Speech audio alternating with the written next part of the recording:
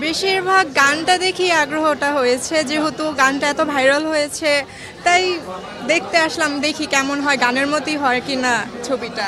তো রায়হান রাফির মুভিগুলো সবই মোটামুটি ভালোই ছিল, এই জন্য দেখা। আর যেহেতু শাকিব খান আছে তো দুইটা মিলে মনে হয় ব্লাস্ট হবে, ভালো কিছু হবে, এই জন্য আসলে দেখতে আসা আর কি। তার ফ্যান কার? শাকিব খানের। তো শাকিব খানের ফ্যান হিসাবে তুফান দেখতে এসেছেন, শাকিব খানকে কিছু বলতে চান যে তুফান দেখে বা ট্রেলার দেখে? আমার অনেক ভালো লাগে, এর জন্য দেখতে এসেছি। তো তুফান নিয়ে আপনার আগ্রহ অনেক? হ্যাঁ জি। তুফানের টিজারটা অনেক ভালো লেগেছে, এই জন্য আসলে তুফান দেখতে।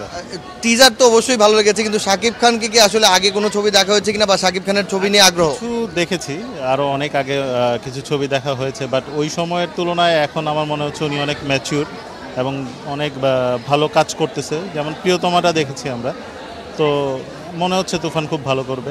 অ্যাকচুয়ালি তাই, আমি চঞ্চল চৌধুরীর ভীষণ ফ্যান এবং তার কারণেই এবং কিছু কিছু ডায়লগ দিয়েছে শুনেছি, এবং সেগুলোর মানে একদম কি হৃদয় ছুঁয়ে যায়, হ্যাঁ পুলকিত। এবং তো সেই ক্ষেত্রে আসলে চঞ্চল চৌধুরী বা বাংলা সিনেমা কি নিয়মিত দেখা হয়?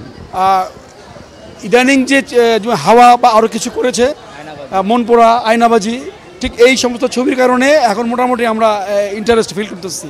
হ্যাঁ, বাংলা ছবি আরও এরকম ভালো হোক, এরকম মানুষ থাকুক। অবশ্যই এইরকম নন্দিত ছবি এবং কি বলে বাস্তবভিত্তিক ছবি এবং কাহিনী নির্ভর অবশ্যই সিনেমা হলগুলো পরিপূর্ণ হবে। অসংখ্য ধন্যবাদ আপনাকে।